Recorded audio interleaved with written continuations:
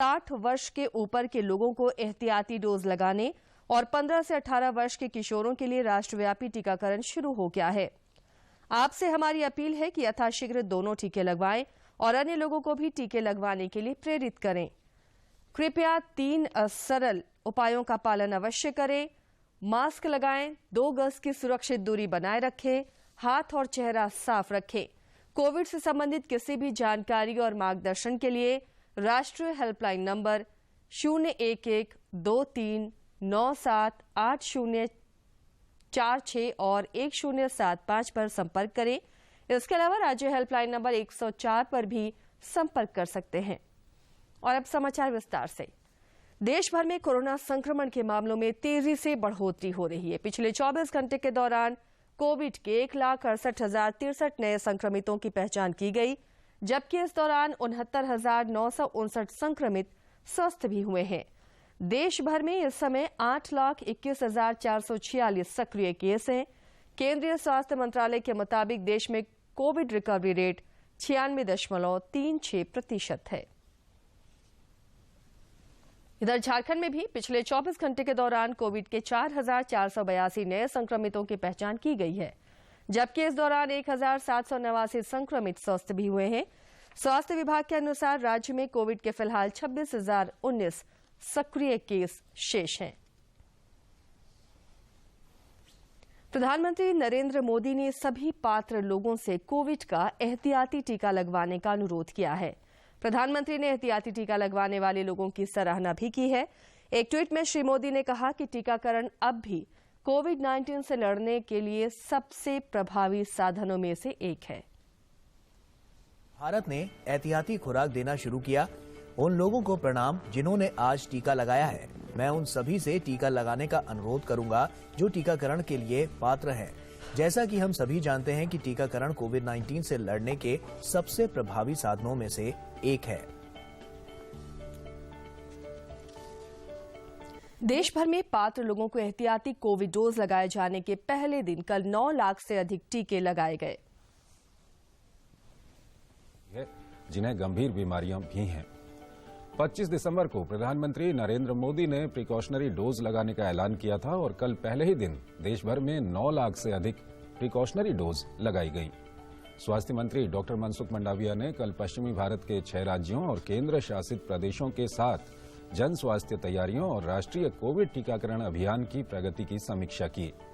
ये राज्य और केंद्र शासित प्रदेश हैं महाराष्ट्र, मध्य प्रदेश, राजस्थान, गुजरात, गोवा, दादरा और नगर हवेली और दमन और दीव। बैठक में राज्यों और केंद्र शासित प्रदेशों को बुनियादी स्वास्थ्य ढांचे की नियमित समीक्षा करने, हर जिले में टेली परामर्श केंद्र स्थापित करने और स्वास्थ्य सेवाओं के बारे में व्यापक जागरूकता पर ध्यान केंद्रित करने को कहा गया। कोविड महामारी से निपटने के लिए जांच, पहचान, उपचार, टीकाकरण और कोविड उपयुक्त व्यवहार के महत्व को दोहराते हुए डॉक्टर मंडाविया ने कहा कि महामारी से प्रभावी ढंग से निपटने के लिए केंद्र और राज्यों के बीच समग्र तालमेल सबसे महत्वपूर्ण है। उन्होंने कहा कि केंद्र ने देश भर में बुनियादी स्वास्थ्य ढांचे को मजबूत करने के लिए भारत कोविड आपातकालीन प्रतिक्रिया और स्वास्थ्य प्रणाली तैयारी पैकेज के दूसरे चरण के अंतर्गत सहायता प्रदान की है। डॉक्टर मंडाविया ने आवश्यक दवाओं। गिरिडीह जिले में कोरोना के बढ़ते रफ्तार के बीच टीकाकरण अभियान तेज कर दिया गया है। प्रधानमंत्री नरेंद्र मोदी की अपील के बाद हर दिन औसत से 15,000 से अधिक लोग टीका लगवा रहे हैं।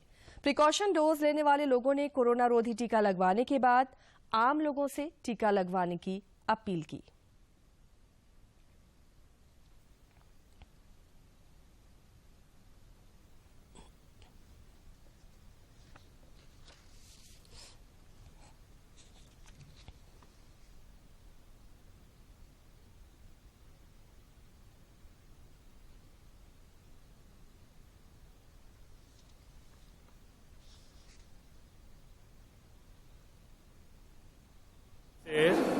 प्रिकॉशन डोज या बूस्टर डोज कोविड-19 के लिए प्रारंभ हुआ है। इसमें स्वास्थ्य वर्कर, फ्रंटलाइन वर्कर, 60 साल से अधिक उम्र के बुजुर्ग लोग जो खास करके कोमॉर्बिड हैं, वो डॉक्टर की सलाह पर ये वैक्सीन ले लें। वैक्सीन सुरक्षित है, पहले भी 2 बार ले ही चुके हैं इसलिए कोविड से बचाव के लिए, क्योंकि हम लोग अधिक एक्सपोज्ड हैं, इसलिए हम लोग को लेना ज़रूरी है। मेरा नाम अरुण कुमार माथुर। टाउन हॉल में मैं बूस्टर डोज लिया, बहुत ही अच्छा लगा। 9 महीने पूर्व मैं दोनों डोज ले चुका था।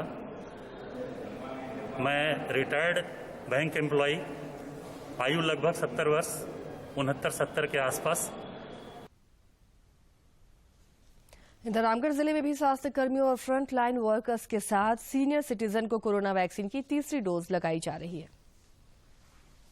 रामगढ़ में बूस्टर डोज को सुगमता से देने के लिए 15 सेंटर बनाए गए हैं। कोविन पोर्टल के अनुसार जिन अग्रिम मोर्चे के कर्मियों और स्वास्थ्य कर्मियों को दूसरी खुराक लिए हुए 9 महीने या 39 सप्ताह पूरे हो गए हैं, वे इस एहतियाती खुराक के लिए पात्र होंगे। हाँ, मैंने बूस्टर डोज लिया। इससे पहले भी मैंने 2 डोज ले चुका हूँ मैं, और वो 2 डोज लेने के बाद मैं बहुत अच्छा महसूस किया है, और बूस्टर डोज लेने के बाद और मैं सुरक्षित हो गया हूँ। बूस्टर डोज लेने वाले स्वास्थ्य कर्मी ने प्रधानमंत्री का आभार व्यक्त किया। मुझे काफी अच्छा महसूस हो रहा है कि बूस्टर डोज आज समय से पहले हमारे प्रधानमंत्री श्री नरेंद्र मोदी जी ने स्टार्ट करवाया है। ठीक है, और सबसे पहले जो हमें बोला गया है कि पहले स्वास्थ्य कर्मी को लगेगा, उसके लिए मैं उन्हें धन्यवाद देना चाहता हूं। बूस्टर डोज लेने आए रामगढ़ जिले के सहायक जनसंपर्क पदाधिकारी का कहना है कि कोरोना काल में फ्रंटलाइन वालों के लिए बूस्टर डोज लेना काफी जरूरी है। पूरे जिले में 15 सेंटर बनाए गए हैं, जिसमें भी जो भी हेल्थ केयर वर्कर हैं, फ्रंट लाइन वर्कर हैं, 60+ के लोग हैं, सभी को हम लोग जो है इसमें शामिल कर रहे हैं, और लोगों में काफी उत्साह है, और सुबह से ही लोग इसमें आज उत्साहित होकर जो है अपना जो है बूस्टर डोज लेने के लिए लालायित। रामगढ़ जिला प्रशासन की ओर से कोरोना योद्धाओं और 60 वर्ष से अधिक उम्र के लोगों को बूस्टर डोज देने के लिए व्यापक इंतजाम किए गए हैं। रामगढ़ से के तिवारी की रिपोर्ट। 15 से 18 वर्ष की आयु वर्ग के लोगों के बीच कोविड टीकाकरण अभियान को सफल बनाने के लिए रांची में भी बेहतर काम किया जा रहा है। रांची के शहरी और ग्रामीण इलाकों में हर दिन 30 से अधिक सेंटर पर किशोरों को टीका लगाया जा रहा है। टीका लगा चुके युवाओं ने सरकार को धन्यवाद दिया और दूसरे लोगों से जल्द टीका लेने की अपील भी की।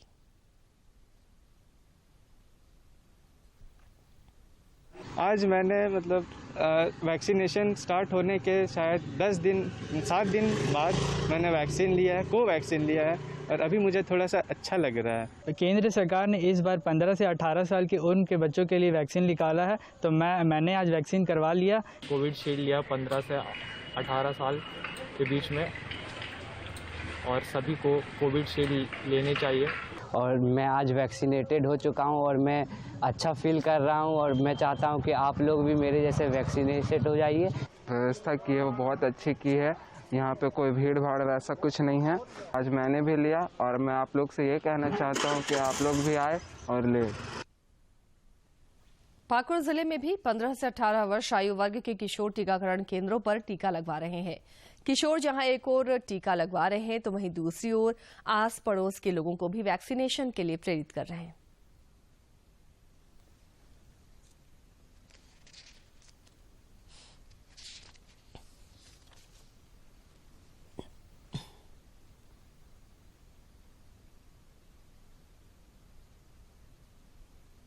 फर्स्ट डोज लिया है कोविशील्ड, और मुझे किसी प्रकार की दिक्कत नहीं हुई। मैंने लिया तो मुझे दर्द भी नहीं किया। लिए हैं, उनको प्रॉब्लम था, फिर डॉक्टर से पूछ कर ही लिए हैं। कोई इससे मैंने की फर्क नहीं पड़ा, सभी को लेना चाहिए वैक्सीन। वैक्सीन चांदपुरे একটা করেছি वैक्सीन, और কোনো असुविधा नहीं। देश में कोविड के खिलाफ जारी जंग में टीकाकरण अभियान तेज गति से चल रहा है। केंद्रीय स्वास्थ्य मंत्रालय के अनुसार देश में अब तक 1,52,89,00,000 से अधिक टीके लगाए गए हैं। केंद्र सरकार की ओर से राज्यों और केंद्र शासित प्रदेशों को अब तक 1,56,71,00,000 से अधिक कोविड रोधी टीके उपलब्ध कराए गए हैं। भारतीय आयुर्विज्ञान अनुसंधान परिषद ने कहा है कि कोविड रोगियों के संपर्क में आए लोगों को जांच की जरूरत नहीं है जब तक कि वे उम्र या अन्य रोगों से ग्रस्त होने के आधार पर अधिक जोखिम श्रेणी में न आते हों। अनुसंधान परिषद ने कोरोना संक्रमितों के संपर्क में आने वाले लोगों की जांच के लिए नए दिशा निर्देश जारी किए हैं। अब कोरोना मरीजों के संपर्क में आए लोगों को जांच कराने की जरूरत नहीं होगी। नए नियमों के अनुसार कोरोना मरीजों के संपर्क में आए ज्यादा जोखिम वाले व्यक्ति यानी ज्यादा उम्र या डायबिटीज, बीपी, किडनी, हृदय रोग से पीड़ित लोगों को टेस्ट कराने की जरूरत होगी। नए नियम के तहत लक्षण वाले मरीजों की जल्द से जल्द पहचान करने के लिए उनकी जांच की जाएगी और उन्हें पृथकवास में भेजने के साथ इलाज किया जाएगा। दूसरे राज्य में यात्रा करने वाले लोगों को अब टेस्ट कराने की आवश्यकता नहीं होगी। केवल विदेश यात्रा करने वाले या विदेश से आने वाले लोगों की जांच होगी। साथ ही डॉक्टरों की अनुशंसा पर ही अब मरीजों की जांच हो सकेगी। नए नियमों के अनुसार कोरोना मरीज एक हफ्ते में एक ही बार अपना टेस्ट करा सकेगा। ठीक होने के बाद कोई टेस्ट की जरूरत नहीं होगी। पाकुड़ जिले के उपायुक्त वरुण रंजन ने कोविड की रोकथाम को लेकर बनाए गए जिला कंट्रोल रूम का औचक निरीक्षण किया। इस दौरान उन्होंने प्रतिनियुक्त पदाधिकारियों और कर्मियों से आवश्यक जानकारी ली। उपायुक्त ने इस दौरान कंट्रोल रूम में काम कर रहे पदाधिकारियों और कर्मियों को प्रतिदिन मरीजों का फॉलोअप लेने और समुचित स्वास्थ्य सुविधा समय पर उपलब्ध कराने का निर्देश दिया।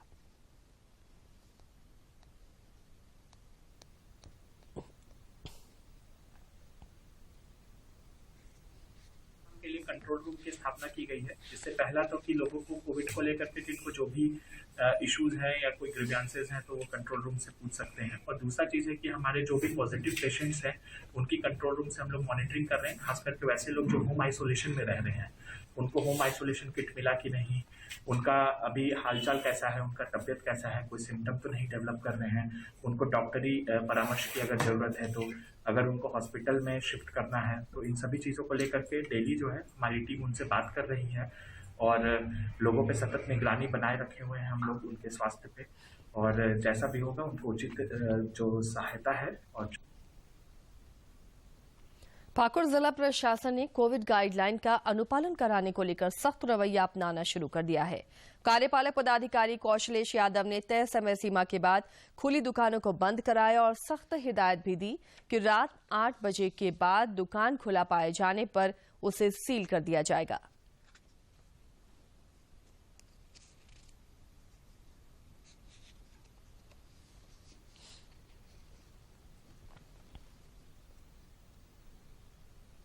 दुकान को 8 बजे के बाद बंद करना है। इसी को जो अनुपालन कराने के लिए हम लोग जो है निकले थे।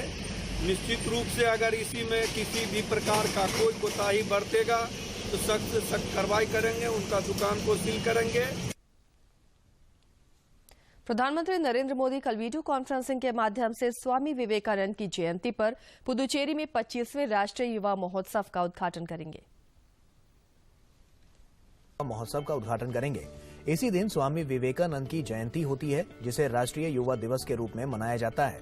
महोत्सव का उद्देश्य है भारत के युवा मन को दिशा देना और उन्हें राष्ट्र निर्माण के लिए शक्ति के रूप में एकजुट करना। ये सामाजिक जुड़ाव तथा बौद्धिक और सांस्कृतिक एकता के सबसे बड़े प्रयासों में शामिल है। इसका लक्ष्य है भारत की विविधतापूर्ण संस्कृतियों को साथ लाना और उन्हें एक भारत श्रेष्ठ भारत के एकता के सूत्र में पिरोना। इस वर्ष कोविड की वर्तमान परिस्थितियों को मद्देनजर रखते हुए महोत्सव को वर्चुअल माध्यम से 12 से 13 जनवरी 2022 को आयोजित किया जाएगा। उद्घाटन के बाद राष्ट्रीय युवा शिखर सम्मेलन होगा, जिसमें 4 विशेष विषयों पर पैनल चर्चा होगी। आयोजन के दौरान प्रधानमंत्री मेरे सपनों का भारत और unsung heroes of Indian freedom movement भारतीय स्वतंत्रता आंदोलन के गुमनाम महानायक पर चयनित निबंधों का अनावरण करेंगे। 1 लाख से अधिक युवाओं ने इन 2 विषयों पर निबंध लिखे थे, जिनमें से कुछ निबंधों को चुना गया है। वहीं प्रधानमंत्री सूक्ष्म, लघु और मध्यम उद्यम मंत्रालय के एक प्रौद्योगिकी केंद्र का भी उद्घाटन करेंगे। इसे लगभग 122 करोड़ रुपए के निवेश से पुडुचेरी में स्थापित किया गया है।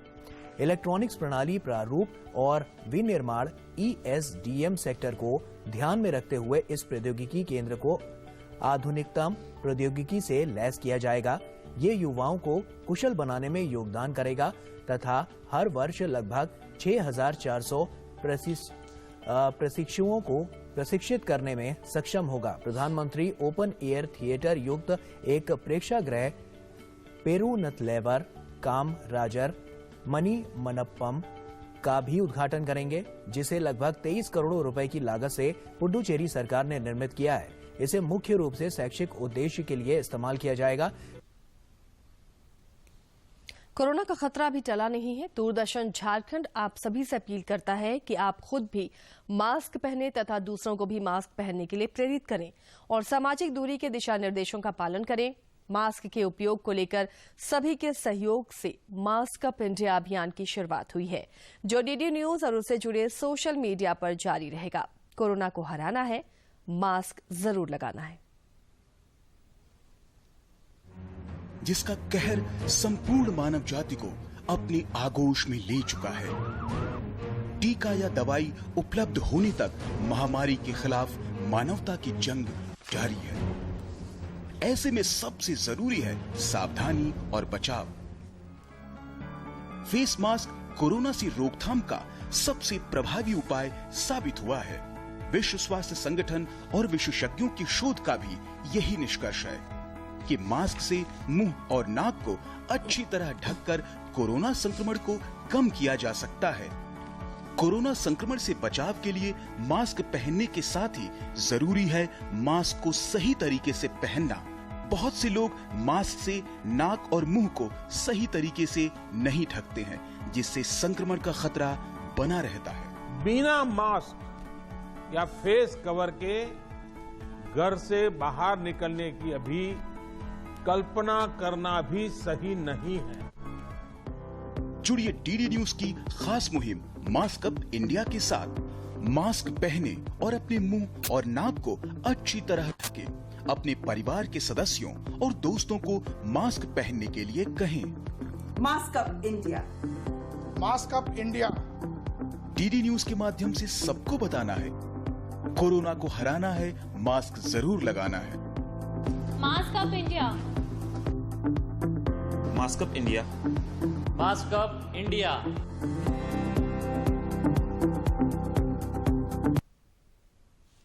आजादी के सफर की आज की कड़ी में देखिए स्वतंत्रता सेनानी और पूर्व प्रधानमंत्री लाल बहादुर शास्त्री के बारे में। महात्मा गांधी के मार्गदर्शन में 1920 के दशक में स्वतंत्रता आंदोलन में शामिल हुए थे। 1965 के भारत पाकिस्तान युद्ध के दौरान उन्होंने देश का नेतृत्व किया और भारतीयों को जय जवान जय किसान का नारा दिया। जय जवान जय किसान। लाल बहादुर शास्त्री का जन्म उत्तर प्रदेश में वाराणसी के निकट हुआ था। बचपन से ही अध्ययन में रुचि रखने वाले शास्त्री जी जूतों के बिना कई मील पैदल चलकर बनारस में अपने स्कूल जाते। गर्मियों में धूप से तपती गलियों से भी वो नंगे पांव गुजरते। उम्र बढ़ने पर स्वतंत्रता आंदोलन में उनकी रुचि भी बढ़ी। मात्र 11 वर्ष की आयु में ही वे महात्मा गांधी से अत्यधिक प्रभावित हुए। जनवरी 1921 में जब लाल बहादुर शास्त्री 10वीं कक्षा में थे और उनकी फाइनल परीक्षा में केवल 3 महीने ही बचे थे, उन्होंने बनारस में महात्मा गांधी और पंडित मदन मोहन मालवीय की जनसभा में भाग लिया। विद्यार्थियों से सरकारी स्कूल छोड़ने और असहयोग आंदोलन में शामिल होने के महात्मा गांधी के आह्वान से प्रेरित होकर शास्त्री जी ने अगले दिन से ही स्कूल छोड़ दिया और असहयोग आंदोलन से जुड़ गए। बाद में उन्होंने वाराणसी में काशी विद्यापीठ में अध्ययन किया। यहाँ वो महान बौद्धिक जन और राष्ट्रभक्तों के संपर्क में आए।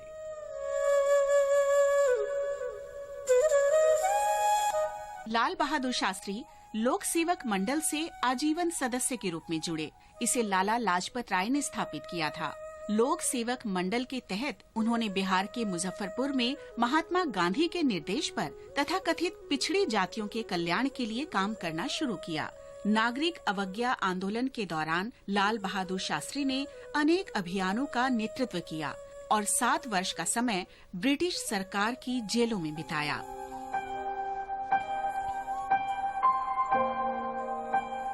उन्नीस 1946 में जब कांग्रेस सरकार की स्थापना हुई तो लाल बहादुर शास्त्री को शासन में रचनात्मक भूमिका निभाने को कहा गया। उन्हें उनके गृह राज्य उत्तर प्रदेश में संसदीय सचिव बनाया गया और जल्दी ही वो गृह मंत्री के पद तक पहुंच गए। 1951 में वो नई दिल्ली आ गए और केंद्रीय मंत्रिमंडल में विभिन्न विभागों के मंत्री रहे। पंडित जवाहरलाल नेहरू के निधन के बाद शास्त्री जी 9 जून 1964 को देश के प्रधानमंत्री बने।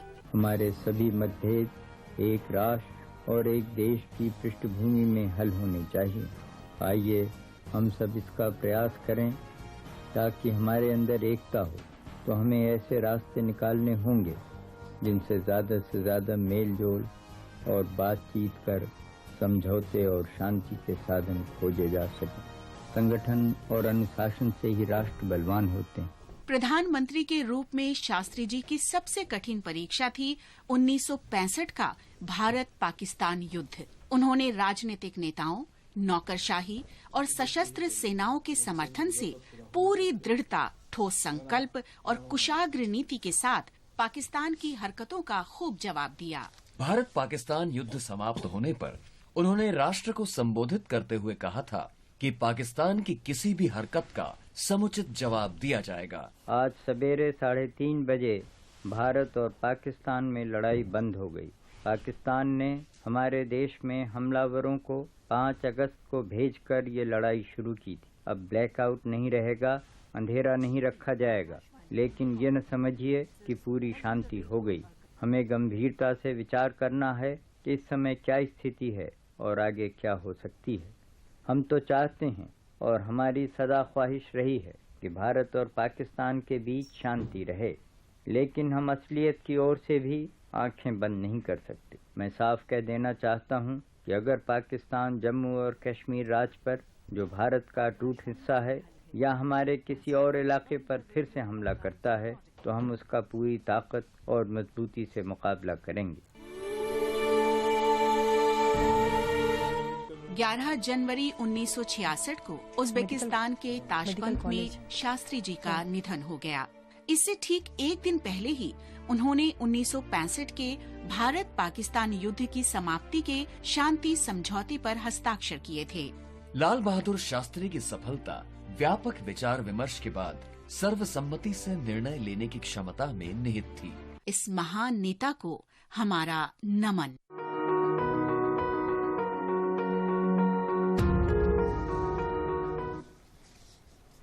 और आइए अब आपको मौसम की जानकारी दे देते हैं।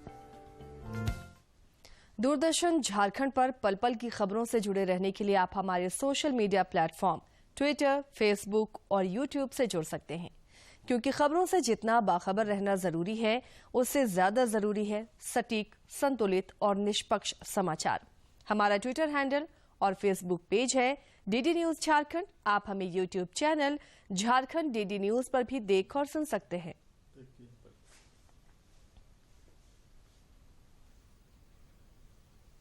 झारखंड अब आपके लिए हर रविवार शाम 5 बजे 47 समाचार पत्रिका पेश कर रहा है।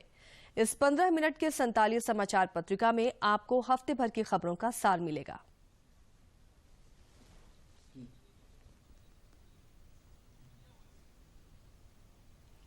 प्रधानमंत्री नरेंद्र मोदी वीडियो कॉन्फ्रेंसिंग के माध्यम से कल शाम 4 बजे तमिलनाडु में 11 नए सरकारी मेडिकल कॉलेजों और चेन्नई में केंद्रीय शास्त्रीय तमिल संस्थान के नए परिसर का उद्घाटन करेंगे।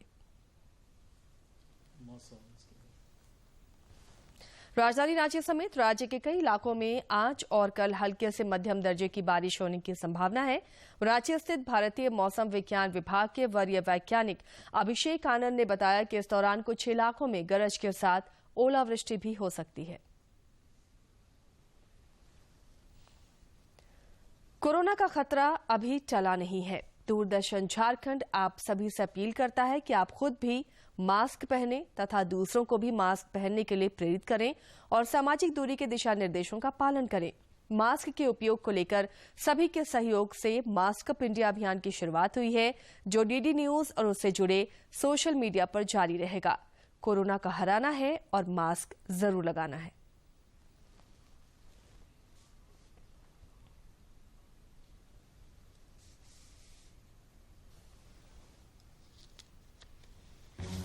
जिसका कहर संपूर्ण मानव जाति को अपनी आगोश में ले चुका है। टीका या दवाई उपलब्ध होने तक महामारी के खिलाफ मानवता की जंग जारी है। ऐसे में सबसे जरूरी है सावधानी और बचाव। फेस मास्क कोरोना से रोकथाम का सबसे प्रभावी उपाय साबित हुआ है। विश्व स्वास्थ्य संगठन और विशेषज्ञों की शोध का भी यही निष्कर्ष है कि मास्क से मुंह और नाक को अच्छी तरह ढककर कोरोना संक्रमण को कम किया जा सकता है। कोरोना संक्रमण से बचाव के लिए मास्क पहनने के साथ ही जरूरी है मास्क को सही तरीके से पहनना। बहुत से लोग मास्क से नाक और मुंह को सही तरीके से नहीं ढकते हैं, जिससे संक्रमण का खतरा बना रहता है। बिना मास्क या फेस कवर के घर से बाहर निकलने की अभी कल्पना करना भी सही नहीं है। जुड़िए डीडी न्यूज की खास मुहिम मास्क अप इंडिया के साथ। मास्क पहने और अपने मुंह और नाक को अच्छी तरह ढकें। अपने परिवार के सदस्यों और दोस्तों को मास्क पहनने के लिए कहें। Mask up India, mask up India. DD news के माध्यम से सबको बताना है, कोरोना को हराना है, मास्क जरूर लगाना है। Mask up India, mask up India, mask up India.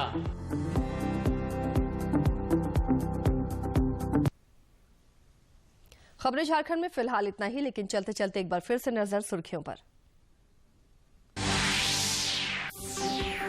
देश भर में पिछले 24 घंटे में कोविड के 1,68,000 से ज्यादा नए मरीज मिले।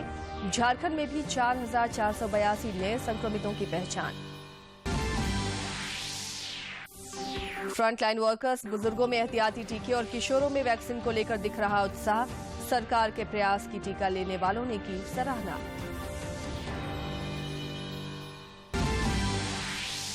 सिमडेगा में युवक की हत्या मामले में भाजपा प्रतिनिधिमंडल ने राज्यपाल से की मुलाकात। मामले की सीबीआई जांच और पीड़ित परिवार को मुआवजा देने की मांग। और राजधानी रांची समेत राज्य के कई इलाकों में आज और कल बारिश की संभावना। कुछ स्थानों पर गरज के साथ ओलावृष्टि की भी चेतावनी।